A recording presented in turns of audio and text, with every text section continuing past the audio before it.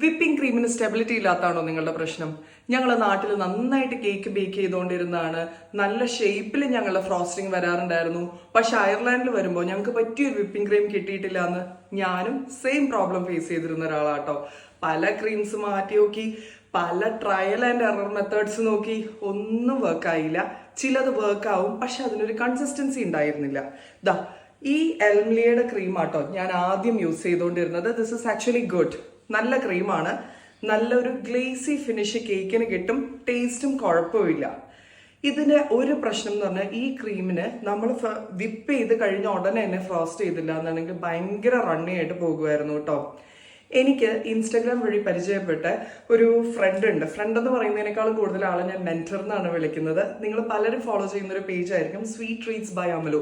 Follow ചെയ്തിട്ടില്ലെങ്കിൽ follow ചെയ്തോളൂ. നല്ല അടിപൊളി കേക്ക്സിന്റെ ഫോട്ടോസും നല്ല നല്ല വീഡിയോസും ഉണ്ട്. You won't regret it. നിങ്ങൾക്ക് ആളുടെ പിക്ചേഴ്സ് റെഫറൻസ് ആയിട്ടും എടുക്കാം. സത്യം പറഞ്ഞാൽ അമലുവിനോടാണ് താങ്ക്സ് പറയേണ്ടത് കേട്ടോ. ആളോട് ചോദിച്ചപ്പം ആൾ എനിക്ക് സജസ്റ്റ് ചെയ്താണ് ഈ ലേക്ക് ലാൻഡിന്റെ പൂർ ആൻഡ് മോർ ക്രീം. ഇത് കണ്ടോ, ഇത് നമ്മളുടെ ടെസ്കോയിലാണ് ഞാൻ കണ്ടിരിക്കുന്നത്. ഡൺസിലും ആൽഡിയിലും ഒന്നും ഞാൻ കണ്ടിട്ടില്ല. €1.70 അങ്ങനെ എന്തോ ആണ്. ഈ ക്രീം നല്ല ടേസ്റ്റ് ആട്ടോ. കേക്കിന്റെ ആ ലെയേഴ്സിൽ വരുമ്പോൾ ചെറിയൊരു ഐസ്ക്രീം ഒക്കെ കഴിക്കുന്ന പോലത്തെ ആ ഒരു നല്ലൊരു ഫ്ലേവറാണ്.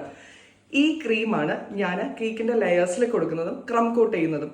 ഫൈനൽ കോട്ട് ചെയ്യാൻ ഇത് മാത്രം ചെയ്തു കഴിഞ്ഞാൽ കേക്ക് കുറച്ചൊരു ഡ്രൈ ലുക്കിംഗ് ആവും. ഒരുപാട് എയർ ഹോൾസ് ഉള്ള പോലെ നമുക്ക് ഫീൽ ചെയ്യും. കറക്റ്റ് ആ ഒരു ഗ്ലേസി ഫിനിഷ് കിട്ടില്ല.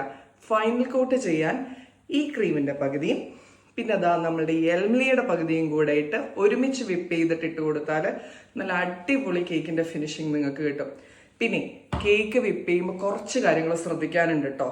പിന്നെ ഞാൻ ഈ പറയുന്നത് ബിഗിനേഴ്സിനോടാണ്. If you an expert in cakes, this video is not for you. അപ്പം നിങ്ങൾ ക്രീം വിപ്പ് ചെയ്യുമ്പം കുറച്ച് കാര്യങ്ങൾ ശ്രദ്ധിക്കാനുണ്ട്. അത് ഞാൻ സെപ്പറേറ്റ് ഒരു വീഡിയോ ആയിട്ട് ചെയ്യാം. അതുപോലെ തന്നെ എനിക്ക് കുറച്ച് ക്വയറീസ് ഒക്കെ വരുന്നുണ്ട്. രജിസ്ട്രേഷൻ എങ്ങനെയാണ് ഇവിടെ എടുത്തതെന്ന്. ഞാൻ ചെയ്ത കാര്യങ്ങൾ ഞാൻ സ്റ്റെപ്പ് ബൈ സ്റ്റെപ്പ് ആയിട്ട് ഒരു വീഡിയോ ചെയ്യുന്നുണ്ട് കേട്ടോ. അപ്പൊ മറക്കണ്ട നമ്മളുടെ പേജ് ഫോളോ ചെയ്യാൻ. Stay tuned. See you soon with another video. Bye by.